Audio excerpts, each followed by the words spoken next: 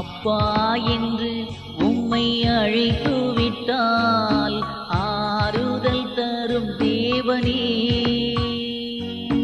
அப்பா என்று உம்மை அழைத்து விட்டால் ஆறுதல் தரும் தேவனே. கிறிஸ்துவுக்குள் அன்பானவர்களே, ஆண்டவராகிய இயேசு கிறிஸ்துவின் இனிய நாமத்தில் உங்கள் சகோதரன் கோவை டிஎம்எஸ் உங்களை வாழ்த்துகிறேன், ஆசீர்வதிக்கிறேன். இந்த ஆறுதலின் நேரம் நிகழ்ச்சியின் வழியாக உங்களை நான் சந்திப்பதிலே மிகவும் மகிழ்ச்சி அடைகிறேன். தொடர்ந்து நீங்கள் ஆறுதலின் நேர நிகழ்ச்சியை பார்க்கிறீர்கள். இந்த நிகழ்ச்சியின் வழியாக மெய்யாகவே நீங்கள் ஆசீர்வதிக்கப்படுகிறீர்கள் என்பதை நான் அறிந்திருக்கிறேன். நீங்கள் பெற்றுக்கொண்ட ஆசீர்வாதங்களை எங்களோடு பகிர்ந்து கொள்ளுங்கள். கர்த்தருடைய கிருபை உங்களை அளவில்லாமல் சூழ்ந்து கொள்வதாக. எனக்கு அன்பான தேவனுடைய பிள்ளைகளே, இந்த நாளிலே நாம் நம்முடைய மனம் புதிதாகிறதை குறித்து தியானிக்க இருக்கிறோம். வேதம் சொல்லுகிறது, ரோமருக்கு எழுதின நிருபம் 12ஆம் அதிகாரம் 2ஆம் வசனம். ரோமருக்கு எழுதின நிருபம் 12ஆம் அதிகாரம் 2ஆம் வசனம் இவ்விதமாய் சொல்லுகிறது, உங்கள் மனம் புதிதாகிறதுனாலே மறுரூபமாகுங்கள். உங்கள் மனம் புதிதாகிறதுனாலே மறுரூபமாகுங்கள். இந்த வசனத்தை நாம் முழுமையாய் வாசித்து பார்க்கும் பொழுது, நீங்கள் இந்த பிரபஞ்சத்திற்கு ஒத்த வேஷம் தெரியாமல் தேவனுடைய நன்மையும் தேவனுடைய பிரியமும் பரிபூர்ணமான சித்தம் இன்னதென்று பகுத்தறியத்தக்கதாக உங்கள் மனம் புதிதாகிறதுனாலே மறுரூபமாகுங்கள் என்று வேதத்திலே அப்போஸ்தலனாகிய பவுல் ரோமருக்கு எழுதும் பொழுது ஒரு ஆலோசனை கொடுக்கிறார். ஆனால் நீங்களும் நானும் என்ன நினச்சிட்ருக்கிறோம், மறுரூபமாகிறது அப்படின்னா இயேசு கிறிஸ்து 2வது வருகையில் மறுரூபமாகும், அல்லது நாம் மரித்த பிறகு மறுரூபமாகும், அப்படிலாம் சில நேரத்தில் நம்ம நினைக்கிறோம். அப்படி அல்ல, நீங்களும் நானும் இந்த பூமியிலே வாழும் பொழுதே நாம் மறுரூபமாக முடியும். எப்படி மறுரூபமாக முடியும்னு கேட்டிங்கன்னா, உங்கள் மனம் புதிதாகிறதுனால நீங்கள் மறுரூபமாகலாம். ஹல்லேலூயா. அப்போ இந்த மறுரூபமாவதற்கு என்ன செய்ய வேண்டும்? நீங்கள் இந்த பிரபஞ்சத்திற்கு ஒத்த வேஷம் தெரியாமல், இந்த உலகத்துக்கு ஒரு வேஷம் போட்ட கிறிஸ்தவனாக நீங்களும் நானும் வாழக்கூடாது. உண்மையாகவே மனம் திரும்பினவர்களாக ஆண்டவராக இயேசு கிறிஸ்துவை சொந்த இரட்சகராக ஏற்றுக்கொண்டவர்களாக நாம் வாழும் பொழுது, ஆண்டவராக இயேசுவை சொந்த இரட்சகராக ஏற்றுக்கொண்டு அவரை நம்முடைய வாழ்க்கையிலே நாம் பிரதிபலிக்கும் பொழுது, ரிஃப்ளெக்ட் பண்ணும் பொழுது, நாம் மறுரூபமாக்கப்பட்ட ஒரு சாயலை தரித்து கொண்டவர்கள் என்பது விளங்கும். இந்த வேஷம் தரிக்கக்கூடாது என்று சொன்னால் என்ன? கிறிஸ்துவ வேஷம் போட்டு வாழக்கூடாது. இன்றைக்கி நிறைய பேருடைய வாழ்க்கை கிறிஸ்துவ வாழ்க்கையுடைய வேஷம் போட்ட மாதிரி இருக்கக்கூடாது. உண்மையிலேயே ஆண்டவராக இயேசு கிறிஸ்துவுக்காக நீங்களும் நானும் வாழ வேண்டும் என்பது தான் கர்த்தருடைய பிரியமாக இருக்குது. வீட்டில் பெரிய நல்ல வசன அட்டைகளை வச்சுக்கிறதுலையோ, காரில் நல்ல வசனங்களை நம்ம எழுதி போட்டுக்கிறதுனாலையோ, அல்லது ஒரு மிகப்பெரிய சபையில் இருக்கிறதுனாலையோ நம்ம கிறிஸ்தவர்கள் ஆகிவிட முடியாது. கிறிஸ்தவர்கள் என்றால் கிறிஸ்து அவன் என்று சொல்ல வேண்டும். ஆண்டவராக இயேசு மரித்து உயிர்த்தெழுந்த பிறகு அந்தியோகியா பட்டணத்தில் தான் முதல் கிறிஸ்தவர்கள் என்று சொன்னார்கள். இவர்கள் கிறிஸ்தவர்கள், கிறிஸ்துவை வெளிப்படுத்துகிறவர்கள், அன்பாயிருக்கிறவர்கள் என்று சொல்லி அங்கே கிறிஸ்தவர்கள் என்ற பெயர் அங்கே கடந்து வந்தது. எனக்கு அன்பான சகோதர சகோதரியே, உன்னுடைய வாழ்க்கையில் நீ ரட்சிக்கப்பட்ட நாள் முதல் இந்த நாள் வரையிலே உன்னுடைய கிறிஸ்தவ வாழ்க்கையுடைய நிலை எப்படி இருக்கிறது? உன்னுடைய வாழ்க்கையின் பொருள் எப்படி இருக்கிறது? நீ வாழ்ந்து கொண்டிருக்கிற முறை எப்படி இருக்கிறது என்பதை பற்றியே உன் வாழ்க்கையை, கிறிஸ்தவ வாழ்க்கையை முடிவு செய்ய முடியும். அப்போ வேதம் கொடுக்கிற ஆலோசனை, இந்த உலகத்துக்கு ஒத்த வேஷம் தரிக்காதே, பிராக்டிக்கலாக இரு, தேவனுக்கு முன்பதாக உண்மையாக இரு. உன்னுடைய மனம் எப்பொழுதுமே ஆண்டவராக இயேசுவை சார்ந்து கொண்டிருக்கட்டும். உன்னுடைய மனம் எப்பொழுதுமே ஆண்டவரை நோக்கி இருக்கட்டும். உன்னுடைய சிந்தனை ஆண்டவரை நோக்கி இருக்கட்டும். ஆண்டவர் சொல்லுகிற காரியங்களை செய்வதிலே, வேதத்தை வாசிப்பதிலே, காத்திருந்து கர்த்தருடைய கற்பனைகளை பெற்றுக்கொள்வதிலே, அவர் காட்டிய பாதையிலே போவதிலே தான் உடைய வாழ்க்கை, கிறிஸ்தவ வாழ்க்கை அமைகிறது என்று வேதம் சொல்கிறது. இப்போ தேவனுடைய நன்மை என்ன? தேவனுடைய பிரியம் என்ன? உன்னை குறித்து தேவனுடைய சித்தம் என்ன என்று நீ அறிந்து கொள்ள வேண்டும். உன்னுடைய அழைப்பு என்ன, தெரிந்து கொள்ளுதல் என்ன, எதற்காக உன்னுடைய குடும்பத்திலே தேவன் உன்னை ரட்சித்தார், எதற்காக உன்னை ஒரு சபையில் கொண்டு போய் வைத்தார், எதற்காக உன்னை ஒரு பொறுப்பிலே வைத்தார் என்று சொன்னால் 1 தீமோத்தேயுவின் புஸ்தகம் 1 சொல்லுகிறது, நீங்கள் உண்மையுள்ளவர்கள் என்று எண்ணி, அவர் என்னை உண்மை உள்ளவன் என்று எண்ணி இந்த ஊழியத்திற்கு ஏற்படுத்தினபடினால் அவரை ஸ்தோத்திரிக்கிறேன் என்று பவுல் சொல்கிறார். உலகத்திலே இந்த ட்ரில்லியன் கணக்கான மக்கள் இருக்கிறார்கள். இந்த மக்கள் மத்தியிலே ஆண்டவராகிய இயேசு உன்னையும் என்னையும் தெரிந்து கொண்டார் என்று சொன்னால், உன்னை ஒரு ஊழியத்திற்கு அழைத்தார் என்று சொன்னால், ஒரு ஊழியத்தில் ஒரு குறிப்பிட்ட பகுதியை நீ நிறைவேற்ற வேண்டும் என்று கர்த்தர் எதிர்பார்ப்பார் என்று சொன்னால், அதற்கு முழுமையாக அர்ப்பணித்து விட வேண்டும். தேவனுடைய சித்தம் மட்டுமே செய்வேன் என்ற ஒரு தீர்மானம் எடுக்க வேண்டும். எந்த சூழலிலும் இந்த உலகத்தினுடைய சூழலிலே நீங்களும் நானும் விழுந்து போகக்கூடாது. இன்றைக்கு அநேகர் ஆண்டவராக இயேசு கிறிஸ்துவை ஏற்றுக்கொண்டு சில சூழ்நிலைகள் வரும் பொழுது, சில போராட்டங்கள் வாழ்க்கையில் வரும் பொழுது அவர்கள் தன்னிலை மறந்து தேவனை விட்டு விலகி விடுகிறார்கள்.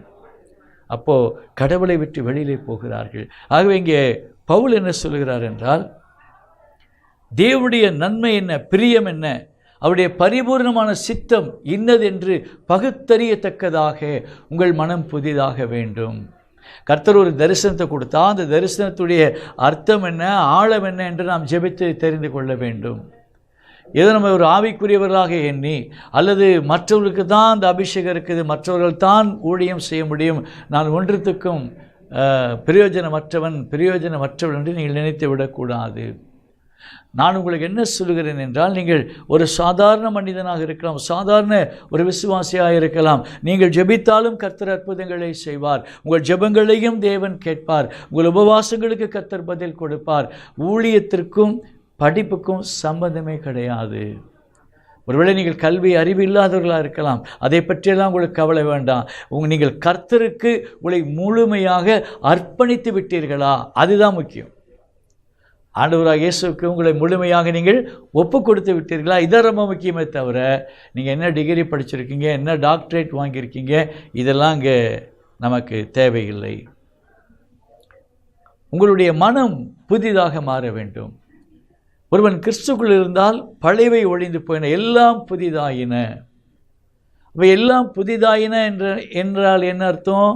நம்ம வாழ்க்கையை மாற்றிக்கொள்ளுகிறோம், நம்முடைய நடைமுறை வாழ்க்கையிலே மாற்றங்களை கொண்டு வருகிறோம், நம்முடைய மனதிலே ஒரு மாற்றங்களை கொண்டு வருகிறோம், அதை செயல்படுத்துகிறோம்.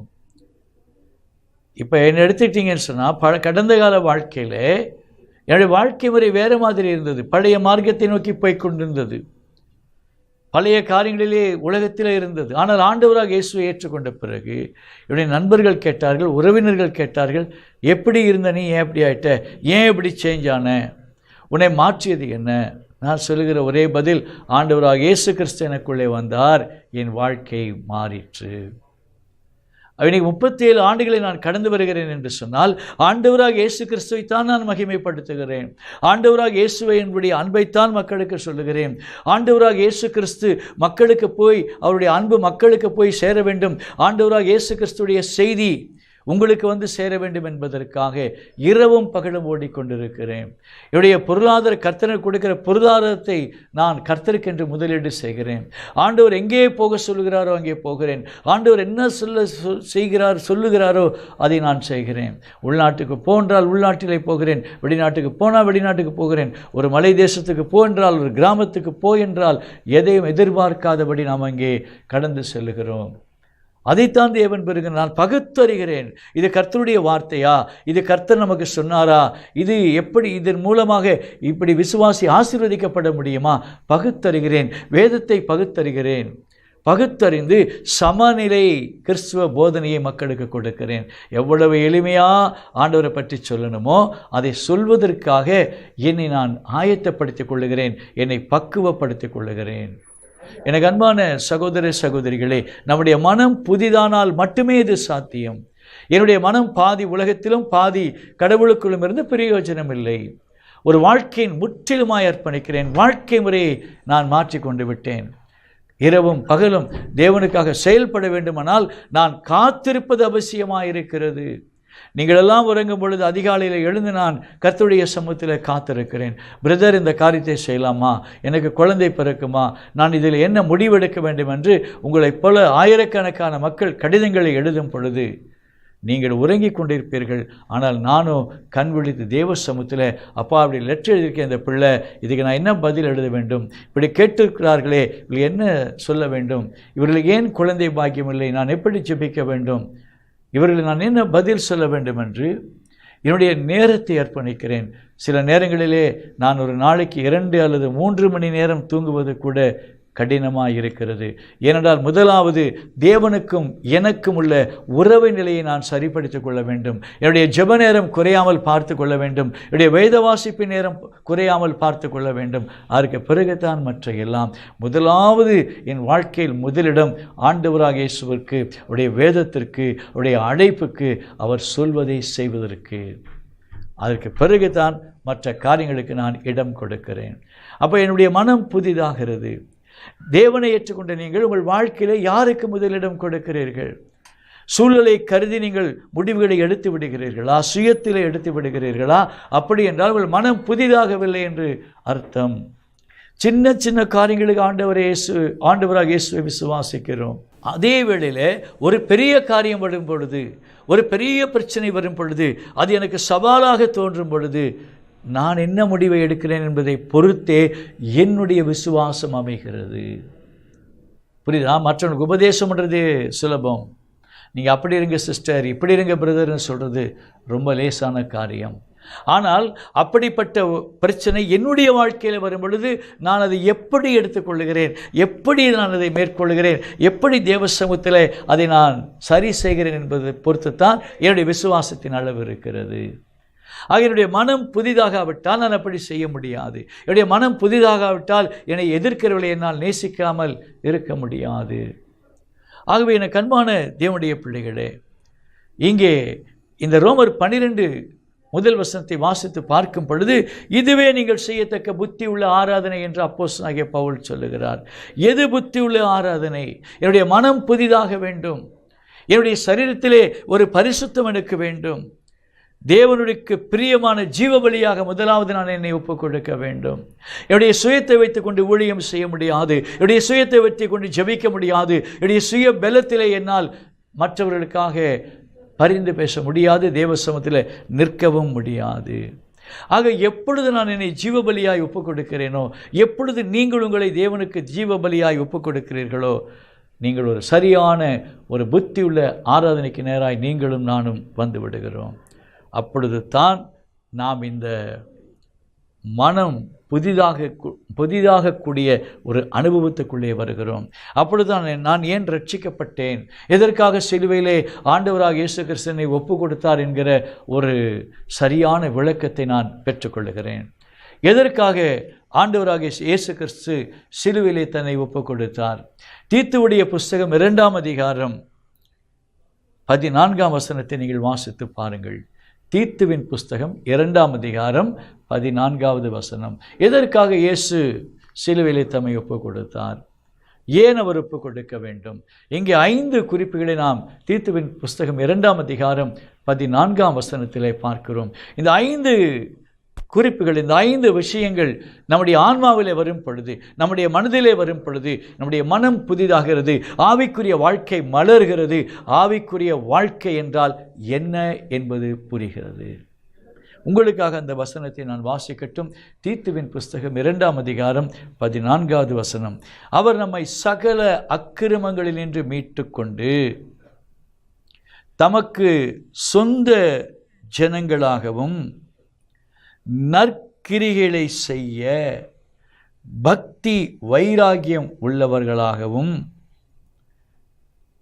நம்மை சுத்திகரிக்கும்படி நமக்காக தம்மை தாமே ஒப்பு கொடுத்தார். பிரியமானவர்களே, அன்பு தேவனுடைய பிள்ளைகளே, முதலாவது பாருங்கள், அவர் நம்மை சகல அக்கிரமத்திலிருந்து மீட்டுக்கொள்ளும்படியாக தம்மை ஒப்பு கொடுத்தார். கிரமம் என்றால் ஒழுங்கு, அக்கிரமம் என்றால் ஒழுக்கத்துக்கு மாறானது. இப்போ ஆண்டவராக இயேசுவை அறிந்து கொள்வதற்கு முன்பு ஒரு நிலையற்ற வாழ்க்கையிலே நம்முடைய மனம் போனபடி வாழுகிறோம். ஆனால் ஆண்டவராக இயேசுவை ஏற்றுக்கொண்ட பிறகு இப்படித்தான் நான் வாழ வேண்டும், இப்படித்தான் என் வாழ்க்கை இருக்க வேண்டும், அப்பொழுது தான் என் மூலமாக கர்த்தருடைய நாமம் மகிமைப்படும் என்கிற ஒரு புரிதல் வருகிறது. ஆக அக்கிரமத்தை விட்டுவிட்டு ஒரு ஒழுக்கத்திற்குள்ளே நான் கடந்து வருவதற்காக ஆண்டவராக இயேசு தம்மை சிலுவையிலே ஒப்புக் கொடுத்தார் என்று நான் உணரும் பொழுது என்னுடைய மனம் புதிதாகிறது. இப்போ புரியுதுங்களா? இப்போ இயேசுவை பற்றி ஒரு உணர்வு நமக்கு வேண்டும், இயேசுவை பற்றி ஒரு உணர்ச்சி நமக்கு வேண்டும். ஏதோ இயேசு சிலுவையிலே மரித்தார், ரத்தம் சிந்தினார், எனக்காக ஜீவனை கொடுத்தார், மேலோட்டமாக பேசிட்டு போகிறது கிடையாது கிறிஸ்துவ வாழ்க்கை. என்ன அவருடைய ஆழம்?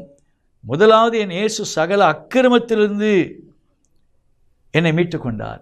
ஆகவே நீ அக்கிரமம் செய்யக்கூடாது, இனி நான் பாவம் செய்யக்கூடாது. பழைய பாவம், அந்த பழைய புத்திக்கு நேராக என் வாழ்க்கையை மாறக்கூடாது. அப்படி மாறினால் நான் ஆண்டவராக இயேசு கிறிஸ்துவை ஏற்றுக்கொண்டு ஒரு பிரயோஜனமும் இல்லை. என்ன பிரயோஜனம்? நான் பழைய மனிதனாகவே போகலாமே. நான் ஏன் கிறிஸ்துவன் என்று சொல்ல வேண்டும்? ஆண்டவர் என்னுடைய இரட்சகர் என்று நான் ஏன் சொல்ல வேண்டும்? ஆண்டவருடைய இரட்சகராய் இருப்பாரானால் என் வாழ்க்கை ஒரு சரியான ஒழுங்குக்குள்ளே கடந்து வரும். அதை முதலாவது குறிப்பாக நாம் பார்க்கிறோம். அவர் சகல அக்கிரமத்திலிருந்து நம்மை மீட்டு கொண்டார். மீட்டு கொண்டபடினாலே என்னுடைய மனம் புதிதாய் மாறுகிறது. இரண்டாவது பார்க்கிறோம், தமக்குரிய சொந்த ஜனங்களாக அவர் தெரிந்து கொண்டார். இந்த உலகத்திலே பாவத்திற்கு அடிமைப்பட்டு கிடந்தோம், இருளிலே அடிமைப்பட்டு கிடந்தோம். நம்முடைய சொந்த சுபாவத்தினாலே உலக இச்சைகளுக்கு, சிற்றின்பங்களுக்கு பாவம் செய்யும்படியாக அந்த பாவத்திலே நாட்டம் கொண்டவர்களாக இருந்தோம், மனம் போனபடி வாழ்ந்தோம். ஆனால் இப்பொழுது ஆண்டவராக இயேசு கிறிஸ்து அவருக்குரிய சொந்த ஜனங்களாக என்னை மீட்டு கொண்டார் என்பதை நான் உணரும் பொழுது நான் இயேசுவின் பிள்ளை, நான் அவருக்கு பிரியமாய் வாழ வேண்டும் என்கிற ஒரு உணர்வு எனக்குள்ளே வருகிறது. அதனால் என் மனம் புதிதாகிறது. யோவான் எழுதின சுவிசேஷம் 1 அதிகாரம் 12-13 வசனங்களை நாம் வாசித்து பார்க்கும் பொழுது, யோவான் எழுதின சுவிசேஷம் 1 அதிகாரம் 12ஆம் வசனம் என்ன சொல்கிறது? அவருடைய நாமத்தின் மேல் விசுவாசம் உள்ளவராய் அவரை ஏற்றுக்கொண்டவர்கள் எத்தனை பேர்களோ அத்தனை பேர்களும் தேவனுடைய பிள்ளைகளாகும்படி அவர்களுக்கு அதிகாரம் கொடுத்தார். அப்போ யாரெல்லாம் இயேசுவை சொந்த ரட்சகராக ஏற்றுக்கொண்டார்களோ, இந்த இயேசு எனக்காக ரத்தம் சிந்தினார், இந்த இயேசு எனக்காக மரித்தார், இந்த இயேசு எனக்காக தன் ஜீவனை கொடுத்தார், இந்த இயேசு கிறிஸ்து தான் என்னை வாழ வைத்து கொண்டிருக்கிறார், என்னை பாவத்திலிருந்து விடுதலை செய்தார், அடிமைத்தனத்திலிருந்து விடுதலை செய்தார் என்று நான் எப்போ நினைக்கிறேனோ என் மனம் புதிதாய் மாறுகிறது. பிரியமானவர்களே, என் அன்பு தேவனுடைய பிள்ளைகளை, மூன்றாவதாக பார்க்கிறோம், நற்கிரிகளை செய்வதற்கு ஆண்டவர் எனக்காக அவர் சிலுவையிலே தம்மை ஒப்பு கொடுத்தார். ஒரு கிறிஸ்தவனால நல்ல காரியம் தான் செய்ய முடியும், கெட்ட காரியம் செய்யவே முடியாது. அவன் நற்கிரிகளை செய்வதற்கு தேவனால் ஏற்படுத்தப்பட்டவன். ஒரு தேவனுடைய ஊழியக்காரன் நல்லது தான் செய்ய முடியும், பிசாசை விரட்ட முடியுமே தவிர பிசாசை உங்களுக்குள்ள கொண்டு வர முடியாது. மந்திரவாதி மாதிரி ஊழியக்காரன் கிடையாது. நிறைய விசுவாசிகள் ஊழியர்களை இவர் ஜெபிச்ச உடனே நடக்கணும்னு எதிர்பார்க்குறீங்க, அது தப்பு. நீங்கள் உங்களை மாற்றிக்கொள்ளாத வரையிலே எத்தனை பேர் ஜெபம் பண்ணாலும் உனக்கு அற்புதம் நடக்காது. உன்னை நீ மாற்றிக்கொள்ளாத வரையிலே, உன்னை நீ சரிப்படுத்திக் கொள்ளாத வரையிலே, உன்னுடைய பாவங்களை அக்கிரமங்களை அறிக்கிட்டு தேவனோடு நீ ஒப்புரவாகாத வரையில் நீங்கள் விடுதலையை பெற்றுக்கொள்ள முடியாது. நற்கிரியை செய்வதற்காக நான் நல்ல காரியங்களை செய்ய செய்ய செய்ய என்னுடைய மனம் புதிதாய் மாறுகிறது.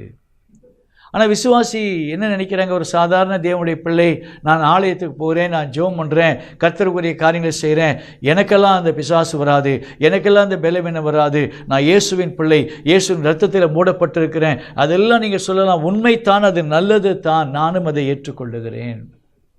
ஆனால் உங்களை அறியாமல் நீங்கள் தேவனுக்கு விரோதமான கிரிகளை செய்யும் பொழுது, தேவனுக்கு விரோதமான காரியங்களை செய்யும் பொழுது, தேவன் உங்களை சரிப்படுத்துவதற்காக சில காரியங்களை அனுமதிக்கிறார்.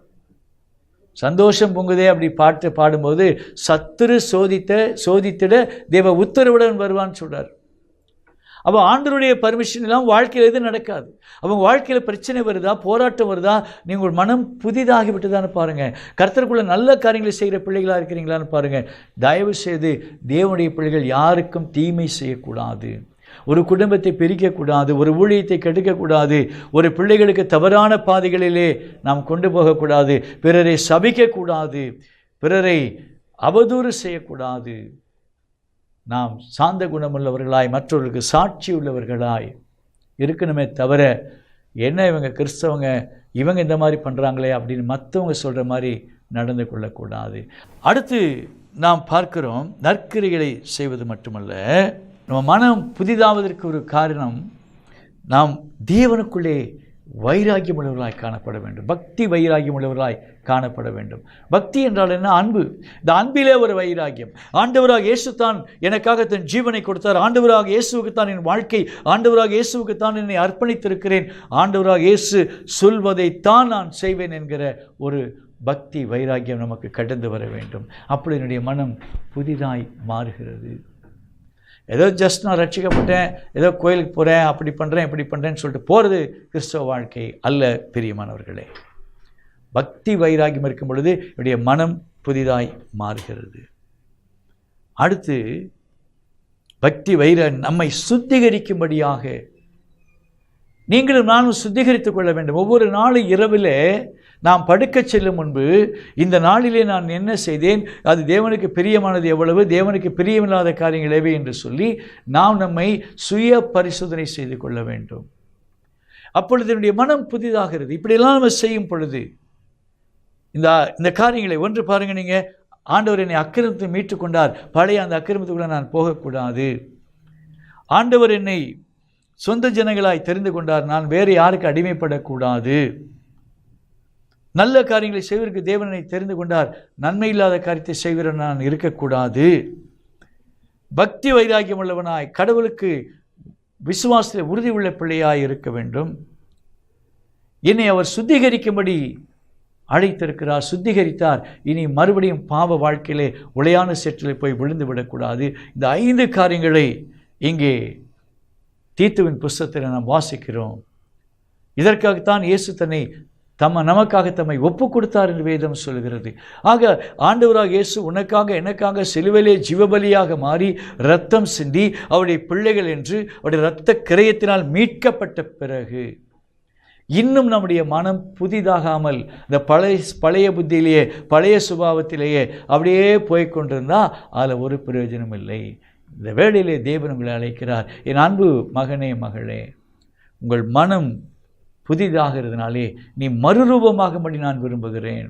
உன் சரீரத்திலே பரிசுத்தத்தை நீ கொண்டு வந்து செய்கிற புத்தியுள்ள ஆராதனை நான் விரும்புகிறேன். ஒரு புத்தியுள்ள ஆராதனை செய்கிற பிள்ளையாய் நீ காணப்பட வேண்டும். மனம் புதிதாக்கப்பட்ட மறுரூபமாக்கப்பட்ட பிள்ளையாய் நீ காணப்பட வேண்டும். அப்படி செய்யும் பொழுது என்னுடைய பிள்ளையாய் நீ மாறுகிறாய்.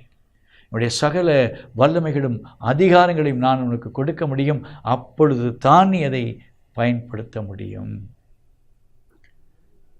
எனக்கு ஒரு டாக்டர் நண்பர் இருக்கிறார், சொல்வார், அவர் அந்த டாக்டர் போஸ்டிங் முடிச்சு வரும்போது ஒரு உறுதி எடுத்துக்கொள்வாராம், இரவு பகல் எந்த நேரம் ஒரு பேஷண்ட் என்னை தேடி வந்தாலும் நான் அவர்களுக்கு மருத்துவ உதவி செய்வேன் என்று.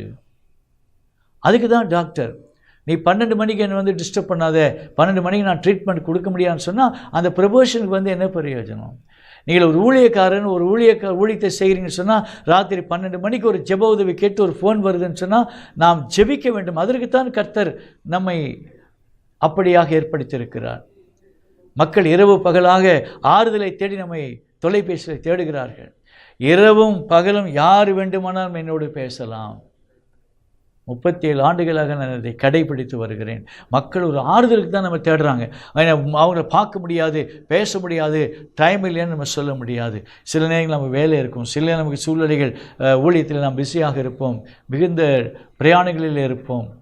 ஆனாலும் நம்மால் முடிந்த அளவுக்கு நம்மை தேடி வருகிற பிள்ளைகளுக்கு நாம் ஆறுதல் கொடுக்கிறவர்களாக இருக்க வேண்டும். ஆக இப்படிப்பட்ட ஒரு சூழ்நிலைக்குள்ளே காரியங்களுக்குள்ளே நீங்கள் வரும்படி தேவன் விரும்புகிறார். உங்கள் மனம் புதிதாகிறதுனாலே நீங்கள் மறுரூபமாகுங்கள். இந்த உலகத்துக்கு வேஷத்தை விட்டு விடுங்கள். உண்மையான கிறிஸ்தவர்களாய், உண்மையான தேவனுடைய பிள்ளைகளாய், உண்மையாகவே உங்கள் வாழ்க்கையில் ரியாலிட்டியாக நிதர்சனமான ஒரு கிறிஸ்தவ வாழ்க்கை வாழுங்கள். அப்பொழுது கர்த்தர் உங்களை ஆசீர்வதிப்பார். இந்த பிரபஞ்சத்துக்கு வேஷம் தெரியாமல் உங்கள் மனம் புதிதாகிறதுனாலே மறுரூபமாக என்று வேதம் சொல்லுகிறது. அப்படிப்பட்ட இந்த மறுரூபம் ஆகக்கூடிய மனதை கர்த்தர் உங்களுக்கும் எனக்கும் தந்திருவாராக. கண்களை மூடி ஜெபம் செய்வோமா? எங்களை அன்பாய் அதிகமாய் கிருபையாய் தயவாய் நேசிக்கிற நல்ல தகப்பனே, ஆசீர்வதிக்கப்பட்ட இந்த வேளையிலே என்னோடு இணைந்து ஜெபிக்கிற இந்த அன்பு மகனுக்காக, இந்த அன்பு மகளுக்காக நான் ஜெபிக்கிறேன்.